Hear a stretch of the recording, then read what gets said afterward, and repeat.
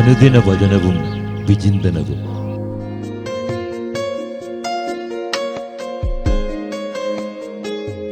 Penuel, face of God. മാർക്കോസിന്റെ വിശുദ്ധ സുവിശേഷം 2-ാം അധ്യായം 18 മുതൽ 22 വരെയുള്ള തിരുവചനങ്ങൾ. യോഹന്നാന്റെ ശിഷ്യന്മാരും ഫരിസേയരും ഉപവസിക്കുകയായിരുന്നു.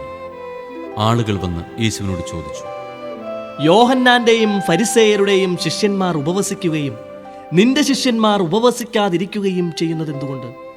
യേശു പറഞ്ഞു, മണവാളൻ കൂടെയുള്ളപ്പോൾ മണവറത്തോഴർക്ക് ഉപവസിക്കാൻ സാധിക്കുമോ?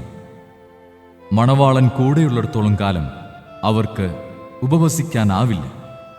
മണവാളൻ അവരിൽ നിന്ന് അകറ്റപ്പെടുന്ന കാലം വരും. അന്ന് അവർ ഉപവസിക്കും. ആരും പഴയ വസ്ത്രത്തിൽ പുതിയ കഷണം തുന്നിപ്പിടിപ്പിക്കാറില്ല.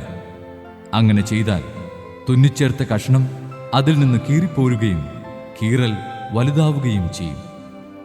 ആരും പുതിയ വീഞ്ഞ് പഴയ തോൽക്കുടങ്ങളിൽ ഒഴിച്ചുവെക്കാറില്ല.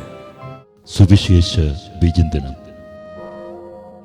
യഥാർത്ഥമായ ഉപവാസം എന്താണെന്നും എന്തിനാണെന്നും എപ്രകാരം അനുഷ്ഠിക്കണമെന്നുമുള്ള പല സംശയങ്ങൾക്ക് ഉത്തരം നൽകുന്ന യേശുവിനെ ഇന്ന് നാം സുവിശേഷ ഭാഗത്ത് കണ്ടുമുട്ടുന്നു. അന്നും ഇന്നും ദൈവ സൃഷ്ടിയായ മനുഷ്യൻ പല ആവശ്യങ്ങൾക്കായി പല രീതികളിൽ ഉപവസിക്കാറുണ്ട്. ഒരു യഹൂദൻ വർഷത്തിലൊരിക്കൽ പാപപരിഹാര ദിനത്തിൽ ഉപവസിക്കണമെന്ന് നിയമം അനുശാസിക്കുന്ന അവസരത്തിൽ തന്നെ യഹൂദരിൽ ചിലർ മറ്റുള്ളവരെ പ്രീതിപ്പെടുത്തുവാൻ ആഴ്ചയിൽ 2 ദിവസം ഉപവസിച്ചിരുന്നു.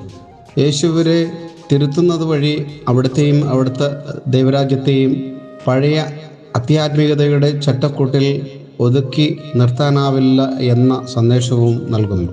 യേശു ഉപവസിച്ചത് തന്നെ പ്രീതിപ്പെടുത്താനല്ല, മറിച്ച് ദൈവത്തെ മഹത്വപ്പെടുത്തി ദൈവരാജ്യ സ്ഥാപനത്തിനായി ആത്മാവിനാൽ ശക്തിപ്പെടുന്നതിന് വേണ്ടിയായിരുന്നു. ദൈവപുത്രനായിരുന്നിട്ടും തൻ്റെ സഹനത്തിലൂടെ അനുസരണം അഭ്യസിച്ച അവിടുത്തെ അനുകരിച്ച് അവിടുത്തെ പ്രബോധനങ്ങളാൽ നമ്മെ തന്നെ നവീകരിക്കണം. യേശു നൽകുന്ന വചനമാകുന്ന പൊതുവീഞ്ഞ് നിർമ്മലവും കറയും കളങ്കവുമില്ലാത്ത നമ്മുടെ ജീവിതമാകുന്ന തോൽക്കുടത്തിൽ വഹിച്ച് നമുക്ക് നിത്യരക്ഷ പ്രാപിക്കാം. യഥാർത്ഥമായ ഉപവാസം ദൈവവും മനുഷ്യനും തമ്മിലുള്ള ഒരു ഗാഢമായ പ്രാർത്ഥനയാണ്, സംസാരമാണ്. ിരിക്കുന്ന മനുഷ്യൻ ദൈവത്തിന് മുമ്പിൽ അവനെ തന്നെ സമർപ്പിച്ചുകൊണ്ട് അവൻ്റേതായിട്ടുള്ള നിയോഗങ്ങളും അർച്ചനകളും പ്രാർത്ഥനകളും ദൈവത്തിന് മുമ്പിൽ സമർപ്പിച്ചുകൊണ്ട് അവനെ തന്നെ വിശുദ്ധീകരിക്കുന്നതാണ് യഥാർത്ഥമായ ഉപവാസം.